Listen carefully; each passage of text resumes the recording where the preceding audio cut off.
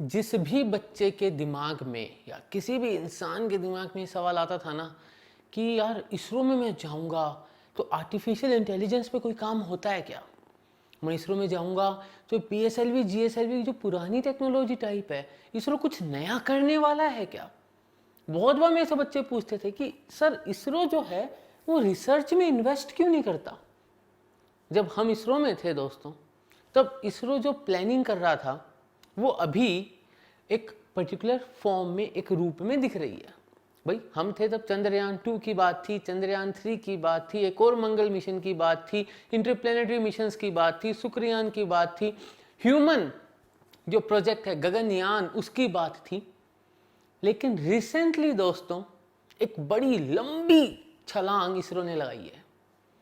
इसरो ने तकरीबन 40 प्लस ऐसे प्रोजेक्ट्स अनाउंस करे हैं कि अगर तुम में इतना सा भी स्पेस के अंदर अपने फ्यूचर को बनाने की भूख है ना तो वो भूख जो है ना वो एक बहुत बड़ी इच्छा और प्रबल शक्ति में बदल दोगे और लग जाओगे।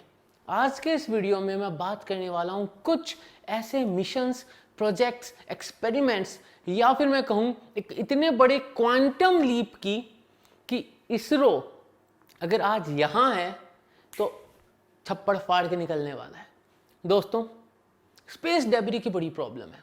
रसिया ने अभी रिसेंटली अपने एंटी सैटेलाइट वेपन से करामात कर दी।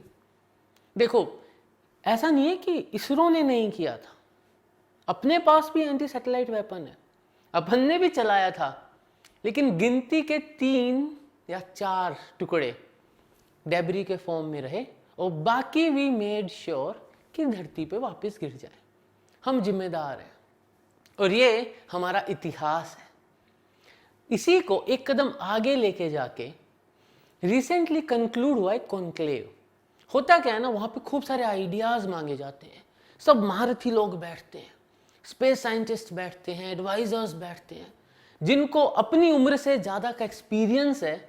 ऐसे महारथी एक जब कॉन्क्लेव में बैठ के बातें करते हैं तो वहां से जो मसाला निकलता है ना वो रोंगटे खड़े कर देता है। ऐसी कुछ चीजें आ रही हैं दोस्तों। एक ऐसा लॉन्च व्हीकल बनाया जाएगा, भाई रीयूजेबल लॉन्च व्हीकल समझ में आता है, लेकिन एक ऐसा लॉन्च व्हीकल जो एकदम कॉस्ट एफिशिएंट, मतलब भाई अगर 7 रुपए में पर किलोमीटर के हिसाब से मार्स पे गए तो उससे भी कम आपका खर्चा, एंड उससे बड़ी बात सेल्फ ईटिंग। यानी जो भी साइंस फिक्शन में हॉलीवुड मूवीज में जो तुमने देखा है ना, धाम धूम ये हो जाता है वो हो जाता है, वैसी चीज इसरो करने वाला है। यही नहीं रुक रहा है। सैटेलाइट्स की जब एंड ऑफ द लाइफ होती है तो या तो सैटेलाइट वहीं घूमती रहती है या फिर वहां से वो नीचे गिरने लग जाती है, अपनी ऑर्बिट लॉस होता है उसका, या डिकम्पोजिशन करके उसको डीप स्पेस की साइड फेंक देते हैं। उस केस में भी एक सेल्फ किल बटन दबाया, सैटेलाइट की लाइफ खत्म हो चुकी है, अब उसका कोई काम नहीं बचा, खत्म करो उसको। यानी no more addition to the space debris. क्यों? क्योंकि मैंने बताया है पिछले वीडियोस में भी कि आने वाले कुछ सालों में तकरीबन 94,000 मिशंस तो सिर्फ और सिर्फ लो अर्थ ऑर्बिट में प्लान हो रहे हैं। तो जब ट्रैफिक बढ़ेगा तो जगह भी तो चाहिएगी। अब वहां पे सड़क चौड़ी नहीं करी जा सकती, लेकिन पुरानी जो गाड़ियां हैं उनको तो हटाया जा सकता है। अब तुम बोलोगे हाँ 2 चीजें और क्या। सबसे बड़ी बात दोस्तों क्वांटम लीप जो है वो ये है, इसरो ने अभी ऑन ग्राउंड 300 मीटर दूर 2 बिल्डिंग्स के बीच में क्वांटम कम्युनिकेशन, जो कि हाईली सिक्योर कम्युनिकेशन का मोड होता है, जिसके अंदर बीच में कोई भी उस इंफॉर्मेशन को देख सुन समझ सूंघ कुछ भी नहीं सकता, यानी there is no sniffing in the middle, 300 metre पे किया है। और अब जो प्रपोज्ड प्लान है they are going to do it through a satellite. जब ये सारी बातें होती हैं तो एक कदम और आगे बढ़ें तो आर्टिफिशियल इंटेलिजेंस का जो फील्ड है, मेरे से बहुत बार कॉलेज के बच्चे पूछते हैं इसरो में आर्टिफिशियल इंटेलिजेंस का क्या काम हो रहा है। रिसेंटली मेरा एक सेमिनार हुआ था, आई थिंक वीआईटी चेन्नई में, जहां पे मैंने बात करी थी आर्टिफिशियल इंटेलिजेंस की, एंड बूम, यस इसरो के आगे आने वाले जो प्रोजेक्ट्स हैं उसमें तकरीबन 50% प्रोजेक्ट्स तो सिर्फ आर्टिफिशियल इंटेलिजेंस के हैं। व्योम मित्र, भाई हमारा एक रोबोटिक, अब एस्ट्रोनॉट बोले या व्योम मित्र बोले, लेकिन एक स्पेस ट्रेवलर, लेकिन इट्स अ रोबोट, ह्यूमनॉइड, जो कि ऊपर जाके मेक इन स्पेस टाइप की चीजें, yes it's not make in India now, it's make in space type के जो एम्बिशियस प्रोजेक्ट्स हैं उनको पूरा करेगा।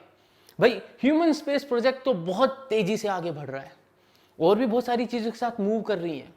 जो स्टार्टअप का एक इकोसिस्टम है उसको बहुत बूस्ट दिया जा रहा है। तो जब इतने सारे प्रोजेक्ट्स प्लान कर रहा है इसरो, जहां पे आर्टिफिशियल इंटेलिजेंस के लिए बहुत बड़ा मार्केट खुलेगा, वहां पे दोस्तों अगर तुम एक एस्पायरेंट हो, अभी तुम 9th 10th या 11th 12th क्लास में हो, तो मान के चलो दोस्तों जिस वक्त तुम बाहर निकलोगे अपनी पढ़ाई करके, उस वक्त स्पेस रेस में बस सबसे ऊंचाई वाली पोजीशन छूने ही वाला होगा इंडियन स्पेस रिसर्च ऑर्गेनाइजेशन।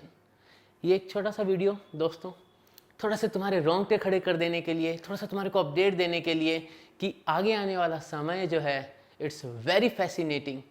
इसलिए जो मन में एक छोटी सी इच्छा है ना कि मुझे भी इसरो जाना है, उस इच्छा को दबने मत देना।